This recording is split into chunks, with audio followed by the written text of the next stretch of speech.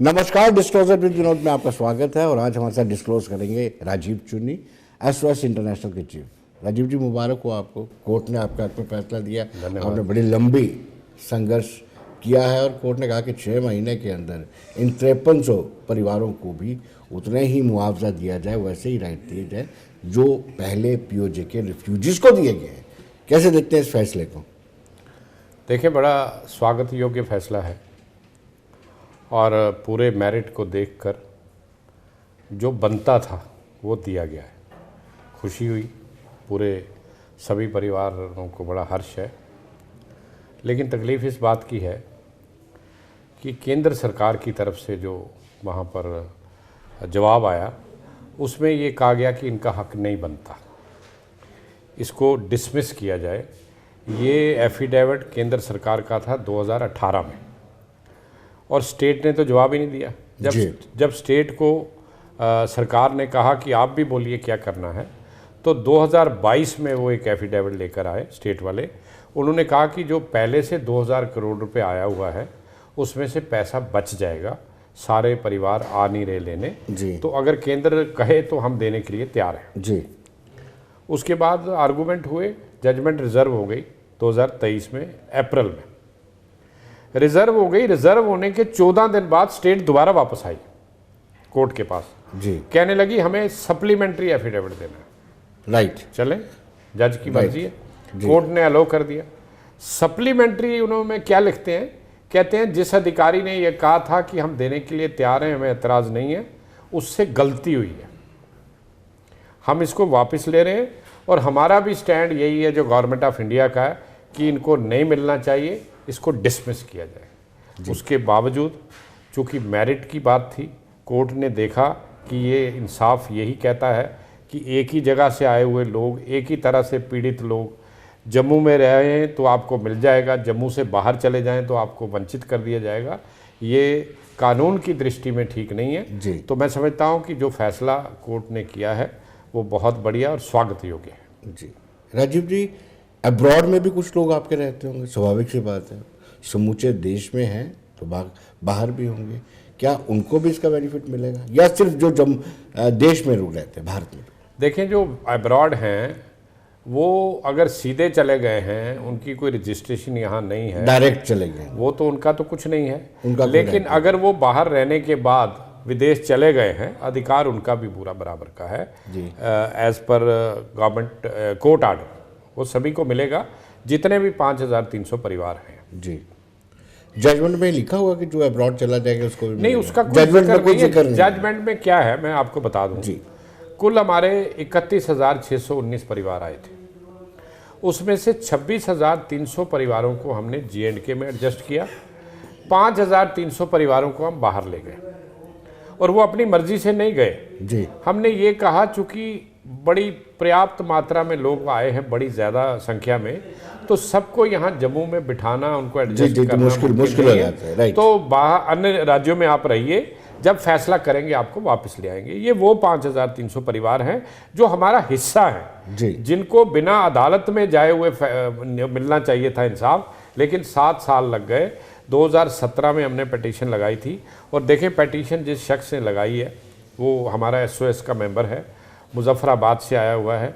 Yol camp में उनको बिठाया गया था, एडवोकेट हैं by profession, Punjab Haryana high Dharamshala जोल कैंप की बात जी जी जी पंजाब हरियाणा हाई कोर्ट में वो वकालत करते हैं और वो चंडीगढ़ से पूरे 7 साल तक हर तारीख पर जम्मू आते रहे।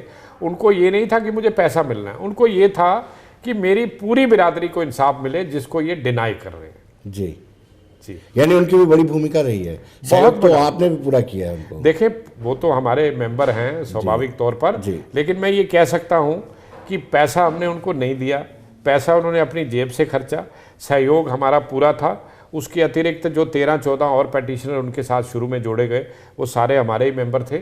लेकिन पूरे तरीके से मैं कहता हूँ जैसे आदमी एक ईमानदारी के साथ कंटेस्ट करता है।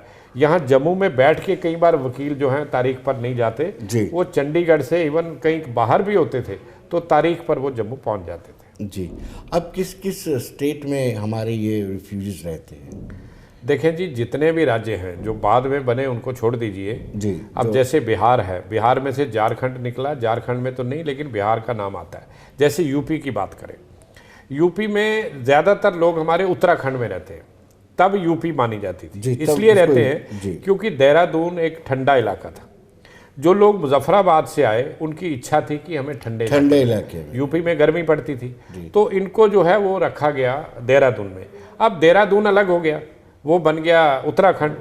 लेकिन आज भी यूपी के कई इलाके ऐसे हैं जहाँ पर कानपुर हो गया और जो इलाके हो गए, सब जगह जहाँ से हमारे ये जोगी जी हैं, योगी जी जो आज मुख्यमंत्री हैं, इनके अपने वहाँ से 22-23 परिवार हैं वहाँ से, जहाँ से ये पहले सांसद चुनकर आते थे जी। तो कहीं ना कहीं इन सबको लाभ मिलने वाला है। लाभ की बात क्या आपको टेलीफोन कॉल्स आ रहे हैं? क्या उनको जो वकील आते थे जोल कैंट से यहाँ पर, उनको फ़ोन कॉल्स आ रहे हैं मुबारकबाद के इन लोगों के? देखें, ये लोग हमसे जुड़े हुए हैं, हमने एक ग्रुप्स बनाए हुए हैं, व्हाट्सएप ग्रुप जी। मेरी अखबार, मेरे सारे काम रोज़ उनको जाते हैं। कोर्ट में क्या हो रहा है वो हमसे इन टच थे। अब हमने उनको बता दिया है, हालांकि उनके हमने कागज़ तक तैयार करा दिए थे, क्योंकि हम जो अदालत में जज का या जो आर्गूमेंट्स देखते थे, हमें लगता था कि हम जीतेंगे, क्योंकि हम मेरिट पे हैं, कोई आसान वाली बात नहीं है। तो आज फैसला आया है, वो लोग तैयार हैं, अब सरकार ने करना है और अदालत ने इनको टाइम बाउंड किया है। उन्होंने कहा कि 6 महीने के अंदर करिए, और 6 महीने में नहीं करेंगे तो निश्चित तौर पर कंटेम्प्ट होगा कोर्ट। कंटेम्प्ट कोर्ट के साथ साथ अगर वो लोग सरकार सुप्रीम कोर्ट में चले जाती है, देन व्हाट? देखें, जा सकती है सुप्रीम कोर्ट, सरकार का अपना एक वो है, पूरा उसको छूट है जी। लेकिन मैं ये कह रहा हूँ क्यों जाएगी? अगर आप ये मानते हैं कि पीओके हमारा इंटेग्रल पार्ट है, हम उसको खाली कराएंगे, तो क्या वहाँ से आए हुए लोग आपके नहीं हैं? अगर लोग आपके हैं तो क्या उनके साथ इंसाफ नहीं होना चाहिए? जो हल्फनामा दायर किया गया था कि मैं इनको राइट नहीं बनता है, उसमें क्या है? आपको ये बात समझनी चाहिए कि सरकार हम देख रहे हैं चल रही है जी, लेकिन सरकार के अंदर आपस में तालमेल की बहुत बड़ी कमी है जी। मुझे नहीं लगता कि हमारे यहाँ के जो सांसद हैं उन्होंने कभी इस बात पर नज़र दौड़ाई हो कि ये जो जवाब गवर्नमेंट ऑफ इंडिया की तरफ से आ रहा है, कहीं क्या ये लोगों के खिलाफ तो नहीं है? ये अधिकारियों ने बनाया हुआ। लेकिन मैं अधिकारियों को क्यों दोषी दूं? दोष तो सरकार को जाता है, सरकार को, क्योंकि वो एफिडेविट सरकार की तरफ से था। आप जम्मू कश्मीर की बात ले लें, यहाँ एलजी का शासन है, डबल इंजन सरकार है, यहाँ पर भी भाजपा है, वहां भी भाजपा है। एलजी कौन है? भाजपा के हैं। डबल इंजन सरकार क्या करती है? 22 में कहती है मिलना चाहिए, और कोर्ट उसको दर्ज करती है कि स्टेट ने हामी भर दी है। 23 में सप्लीमेंट्री में कहती है हमसे गलती। अच्छा, जिस अधिकारी ने गलती की उसको आपने क्या सजा दी? जिसने कह दिया देना चाहिए, आपने लिखा जी उस अधिकारी ने बिना सलाह किए ये कह दिया है। हमारा स्टैंड भी वही है जो गवर्नमेंट ऑफ इंडिया का स्टैंड है। ये जुल्म नहीं है जी। हम कौन है? हम क्या हिंदुस्तान के नागरिक नहीं है? क्या हम जम्मू कश्मीर के बाशिंदे नहीं है? क्या हमने अपने लोगों को नहीं मरवा के नहीं आए? वहाँ पर हमारा नुकसान नहीं हुआ? हमारा चल अचल संपत्तियाँ वहाँ नहीं गई? ऐसा क्यों कर रही है सरकार? इसका जवाब इनको देना पड़ेगा। पाक ऑक्युपाइड कश्मीर में जो आपके लोग रहते हैं, जो पहले आपका हिस्सा था, अभी भी हम मानते हैं PoK is a part and parcel of India. क्या वहाँ पे ऐसा माहौल है कि वो चाहते हैं कि भारत के साथ उनका विलय हो जाए? देखिए, माहौल कैसे बनेगा जी? माहौल ऐसे बनेगा कि हम 2 पड़ोसी हैं। मुझे लगता है मेरे घर में बड़ा आनंद है, शांति है, बच्चे खेलते हैं, बड़ा मज़ा आता है, शाम को हम हंसते हैं। पड़ोस में लड़ाई लगी रहती है। वो भी कहते हैं यार इनकी तरह आप क्यों नहीं रहते? कितने मज़े में रह रहे हैं परिवार वाले, नाचते हैं, गाते हैं, खाते हैं, पीते हैं। ओ भाई, जब वो देखते हैं कि यहाँ से गए हुए लोग दुखी हैं, उनको सरकार कुछ देने के लिए तैयार नहीं है, अदालतों में जाके एफिडेविट तक, क्या आप क्या सोचते हैं ये जो जजमेंट आई है? आजकल तो सोशल मीडिया का ज़माना है, पूरी दुनिया में ये फैलेगी। लोग देखेंगे यार यहाँ से गए हुए लोगों को तो वो अधिकारों से वंचित कर रहे हैं। ये छोटी छोटी बातें हैं जो बाद में जाकर बड़ी बात बनती हैं। मैं समझता हूँ आप यहाँ माहौल बनाइए, आप हमें इस तरह से रखिए, उनको ये महसूस हो कि यहाँ से गए हुए लोग वहाँ कितने खुश हैं जी। लेकिन वहाँ गुर्बत ज़्यादा है, वहाँ क्राइम ज़्यादा है, वहाँ पाकिस्तानी आर्मी की एट्रोसिटी ज़्यादा है। उसके मुकाबले में आप यहाँ की तुलना करें, बेहतर पोजीशन नहीं है आपकी? देखें, बात यह है, मैं उनको जानता नहीं, ना मैं कभी गया, लेकिन मैं ये ज़रूर कह सकता हूँ कि 80% से ऊपर मेरी जनता आज गरीबी रेखा से नीचे है।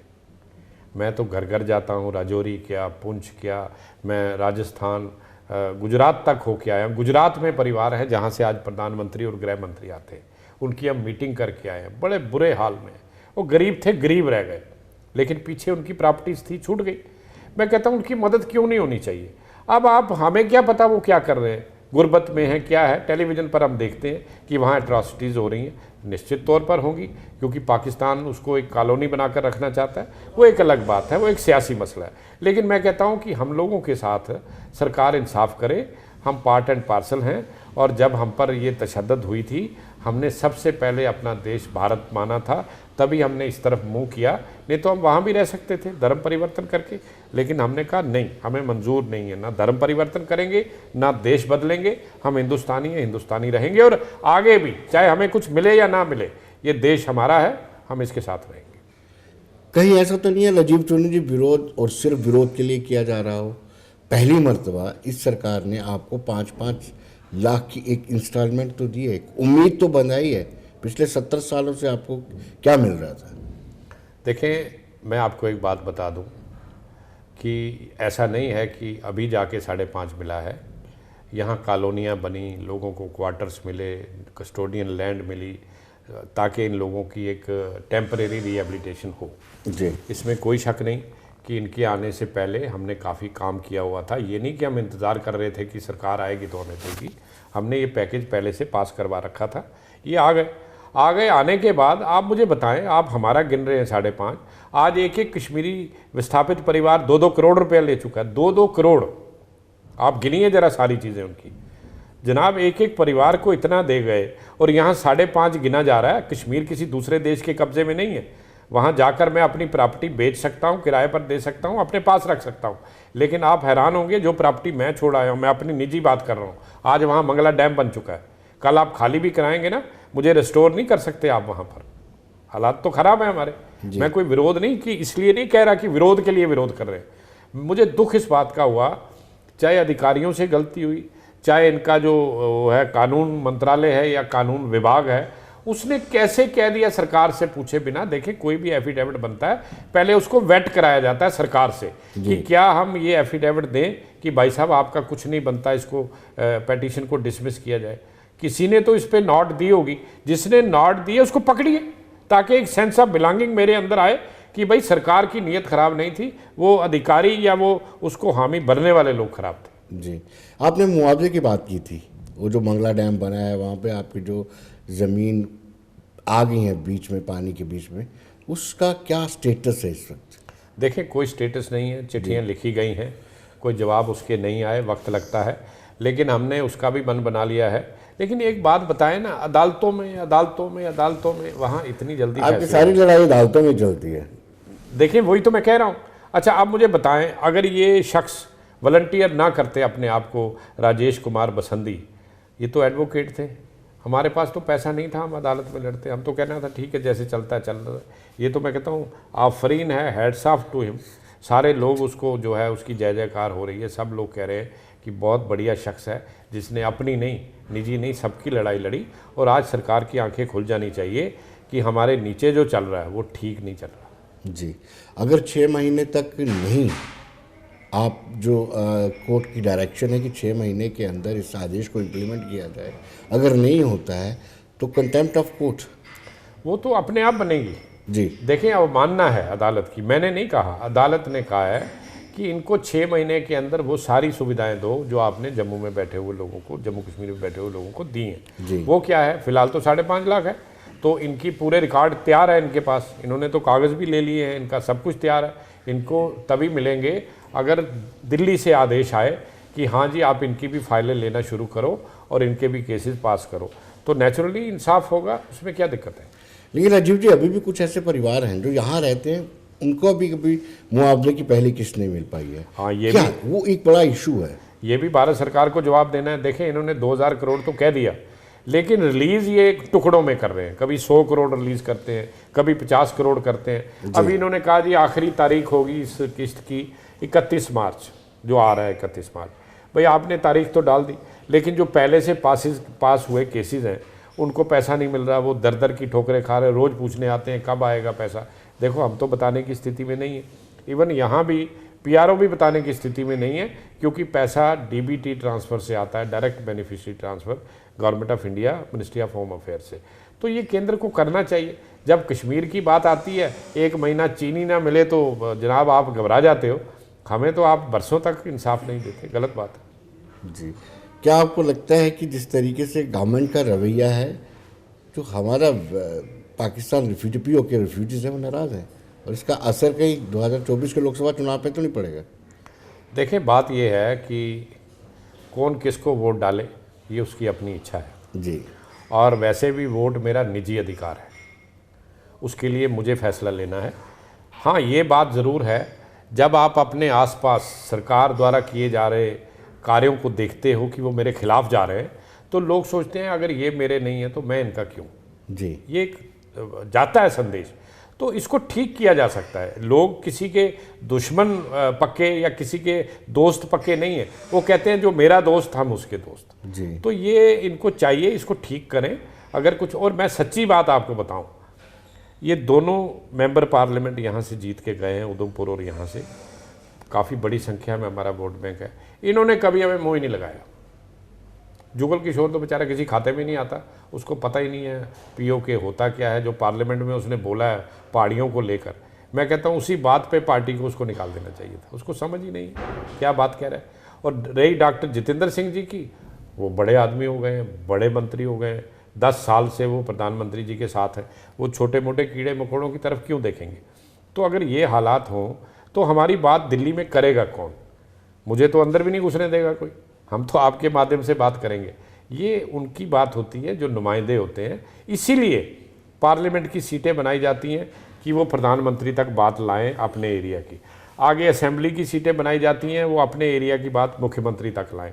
आगे आप कारपोरेशन की सीटें बनाते हो, पंचायत की बनाते हो, ताकि ये थर्ड जो अपना नीचे तक सत्ता जाए, हर आदमी की सत्ता का विकेंद्रीकरण, केंद्रीयकरण नहीं, विकेंद्रीकरण। तो विकेंद्रीकरण हो तो उसके लिए जनाब जो नुमाइंदे हैं इनका बड़ा रोल होता है। लेकिन बदकिस्मती से इनके कुछ मिशन और हैं, इनकी टारगेट्स और हैं, इनका काम करने का तरीका और है, आप क्या कह सकते हैं। डिलिमिटेशन कमीशन की रिकमेंडेशन से भी आप खुश नहीं हैं जो आपके लिए सीट रिजर्व की गई है? कैसे होंगी? जब 8 की बात वेंकैया नायडू जी ने की, जो भाजपा के अध्यक्ष रहे, उपराष्ट्रपति रहे, तो आपने उनकी बात नहीं मानी और 1 दे दी। अच्छा, और फिर 1947 से आज तक लगातार रिकमेंडेशन है 10-12 हमारे हक में। वैली माइग्रेंट्स के लिए 1 रिकमेंडेशन आई मात्र, वो भी किसकी? डिलिमिटेशन कमीशन की। आपने झट से उनको 2 दे दी, 2 बोला 2 दे दी, हमारे बोला पर्याप्त मात्रा में दीजिए, 1 दी। यानी कहीं ना कहीं कोई दिल्ली में कुछ ऐसी ताकतें हैं जो सरकार को भटका रही हैं, उनको गलत रास्ता दिखा रही हैं कि जनाब जम्मू को छोड़ो, समस्या कश्मीर में है, फलाने को साध लो, फलाने को साध लो। अब आप ये देख लो, हमारा जो एसटी में हमारे साथ धोखा हो रहा है। जम्मू वालों को छोड़ दिया, मेरे पुंछ रजौरी के सभी लोग एसटी हो गए, यानी एक भाई महाजन हो गया, एक ब्राह्मण हो गया। ये तमाशा है जी। यानी आपने उसको लेकर के भी कोर्ट को नॉक किया हुआ है? बिल्कुल किया हुआ है। 5 तारीख को हमारी डेट थी, लेकिन वर्क सस्पेंड हो गया। अब क्या करोगे? देखो, अगर 7 साल हम लड़के लाए हैं तो अब उसके भी पता नहीं कितने बरस लगेंगे। लेकिन मुझे बताओ, आज अदालतों में जितना काम है वो सरकार की नाकामियों की वजह से है। जो लोग रुष्ट हैं सरकार से, वो अदालत के पास जाते हैं। अगर सरकार काम कर दे, आज अदालतों का बोझ भी जो है वो निश्चित तौर पर कम होगा। जी, लेकिन अब 5 को हुई, उसके बाद कोई नई डेट तो पड़ी होगी? 24 अप्रैल। 24 अप्रैल। लेकिन हम सोच रहे हैं, हम एक अर्जेंसी मेमो लगाएंगे, बोलेंगे कि अब ये पार्लियामेंट में पास हो चुका है, तो हमारी पेटिशन जो है वो इन्फ्रक्चस हो जाएगी। जिस मकसद के लिए हम आए हैं, इसको अर्ली हियरिंग की जाए, सुना जाए। अब अदालत पर है वो उसको मानती है या नहीं, लेकिन खर्चा होता है, वक्त लगता है। तो कमाल है जी, अगर मैं हूँ तो मुझे दीजिए, नहीं हो तो ना करिए। ऐसे आप मतलब चलाते रहेंगे, गलत बात है। राजीव जी, कितने लोग हैं जिनको वंचित रखा गया है, जो रिजर्व करते थे कि उनको भी एसटी का दर्जा मिले, वो भी वैसे ही ट्राइब से? देखें जी, 12 लाख लोग अगर हमारे जम्मू कश्मीर में हैं, उसमें से रजौरी पुंछ में मात्र 1.5 लाख ही है, उनको दे दिया। 10.5 लोग आपने वंचित कर दिए, ठीक है। उसमें बच्चों से लेके बड़ों तक की मैं बात कर रहा हूँ। उनको आपने वंचित कर दिया। ये पूरा Jammu north, Jammu south, Jammu west सारा भरा हुआ है विस्थापितों के साथ, ठीक है। आपने इन सभी के अधिकार छीन लिए। भाई आप शहर में रहते हो और सेंसस रिपोर्ट के मुताबिक शहर में कोई पहाड़ी स्पीकिंग बंदा नहीं है। हम तो मांग ही नहीं रहे शहर का, हम अपने स्थान का मांग रहे हैं जो मूल स्थान है। एक तरफ आप कहते हो पीओके हमारा है, हम वहाँ के हैं, अगर वहाँ के हैं तो फिर मुझे वहाँ का अधिकार दो। अब आप अधिकार लेने के लिए मुझे जम्मू का बना देते हो, जब हम नहीं मांगते आप मुझे वहाँ का बना देते हो। जी, ठीक तमाशा है। लेकिन उन्होंने ट्राइब्स, पहाड़ी ट्राइब्स के आधार पर दिया है। जब आपके बच्चे या आप यहाँ पे पले बढ़े हैं तो उस ट्राइब में और उस पर फर्क नहीं पड़ जाता है, अंतर नहीं आता। आपका रहन सहन अलग से, उनका रहन सहन अलग से। बहुत अच्छा सवाल किया आपने, बहुत अच्छा। लेकिन सुनिए, जो एसटी ऑलरेडी है गुजर बकरवाल, उसको खाली रजौरी में रहने से नहीं मिलता, उसको ट्राइब की वजह से मिलता है, चाहे वो जम्मू में पैदा हो। यहाँ बड़े सारे मैं आपको दिखा सकता हूँ, चाहे वो बठिंडी में है, कठुआ में है, कहीं भी है, जहाँ कहीं भी गुजर बकरवाल रहता है वो सारे के सारे शेड्यूल ट्राइब है सभी। तो मैं क्यों नहीं भाई, मैं आज मीरपुर में नहीं रहता, अपनी मर्जी से नहीं, मुझे विस्थापन से जम्मू आना पड़ा। लेकिन मेरा ट्राइब कैसे, ट्राइब कभी बदलता है किसी का? मेरा क्लैन, मेरा ट्राइब, मेरी एथनिसिटी वो कभी नहीं बदलेगी जी। आप यहाँ से जनाब एक घोड़े को लेके अमेरिका भेज दो, वहाँ जाके वो गधा बन जाएगा? कभी नहीं बनेगा। उसकी नस्ल, अगर जानवर की नस्ल नहीं बदलती, इंसान की नस्ल कैसे बदल जाएगी? जी राजीव जी, आपसे जानना चाहूँगा कि आपने आर्गूमेंट क्या दिए हैं कोर्ट में इसको लेकर के? किसको? एसटी के दर्जे को लेकर कि आपको भी बराबर राइट मिलता है। हमने यही आर्गूमेंट दिए हैं कि हमें जम्मू का कंसिडर ना किया जाए, हमारा मूल निवास वहाँ है, क्योंकि मेरे स्टेट सब्जेक्ट में भी लिखा है permanent resident of Mirpur at present Jammu. ये मैंने नहीं लिखा, मुझे स्टेट गवर्नमेंट ने इशू किया है, मेरे फादर के स्टेट सब्जेक्ट पे यही लिखा है। भाई या तो लिख दो कि परमानेंट रेजिडेंट ऑफ जम्मू, ख़त्म कहानी। आप मुझे कहते हो मैं वहाँ का मूल निवासी हूँ, विस्थापन से जम्मू रह रहा हूँ, तो हमने कोर्ट को ये कहा है कि अगर मैं वहाँ का हूँ तो मेरा ट्राइब, मेरा क्लैन, मेरा ये सब कुछ वहाँ का माना जाए, जो सारा पहाड़ी है जी। उस नाते मेरा बनता है हक, मेरा बनता है, पुंछ के लोगों का बनता है, मुजफ्फराबाद के लोगों का बनता है, हम सारे लोग पहाड़ी ट्राइब के लोग हैं। अगर आप नहीं दे रहे तो हम इसीलिए अदालत में गए, देंगे तो भाई साहब हम अदालत से बाहर आ जाएंगे। जी, कोर्ट में जाने से पहले आपने इस बाबत अधिकारियों से बातचीत की? बिल्कुल की। उनका क्या आर्गूमेंट था? देखें, सवाल यह कि उनका सरकार का नजरिया क्या है? मैं बताता हूँ, आप मेरा छोड़िए, किसी भाजपा के नेता से पूछना जिनकी आज सरकार है, ये अधिकारी उनका भी फ़ोन नहीं उठाते, इतना इनका दिमाग चढ़ चुका है, उनका भी फ़ोन नहीं उठाते, और जो फैसले ले रहे हैं वो अपनी इच्छा से ले रहे हैं। आप देखें, हमें यहाँ सेक्शन 3 का राइट था 278 और 578 सी में जी। हम उन ज़मीनों को जो हमें दी गई थी, हम उसको किराए पर दे सकते थे, मॉर्टगेज कर सकते थे, बेच सकते थे, कभी बच्चे की शादी आ जाए, कभी किसी को पढ़ाना है, वो अधिकार भी इन अधिकारियों ने छीन लिए। आज हम तो लैंडलेस हैं सारे के सारे लोग जो मेरे रूरल एरियाज़ में रहते हैं। तो ये किसने फैसला किया? मुझे नहीं लगता भाजपा के को पता भी होगा कि ये फैसला हो गया। ये क्या करते हैं, एक नोट लिखा जाता है, चीफ सेक्रेटरी के पास पहुंचता है, चीफ सेक्रेटरी बिहार के, राजस्थान के, बाहर के, वो भी करते हैं जी ठीक है जी, बहुत अच्छी बात है जी, इनसे ये ले लिया जाए, वो आगे भेजते हैं, वो सारा काम खराब। अब मुझे ये बताओ, जो जवाब इन्होंने गवर्नमेंट ऑफ इंडिया ने या स्टेट गवर्नमेंट ने हाई कोर्ट में दिया, क्या वो इनसे सलाह करके दिया? सवाल ही पैदा नहीं होता। लेकिन इनको चाहिए था, इनको पता था, मीडिया में आ रहा था कि मामला चल रहा है, ये अलर्ट हो जाते, सरकार को कहते हैं भाई बात सुनो, ये केस बड़ा सेंसिटिव है, इसमें थोड़ा ध्यान से जवाब देना, ये लोग हकदार हैं। आज देखो अदालत ने कहा, एक तरह से थप्पड़ पड़ा इनके मुंह।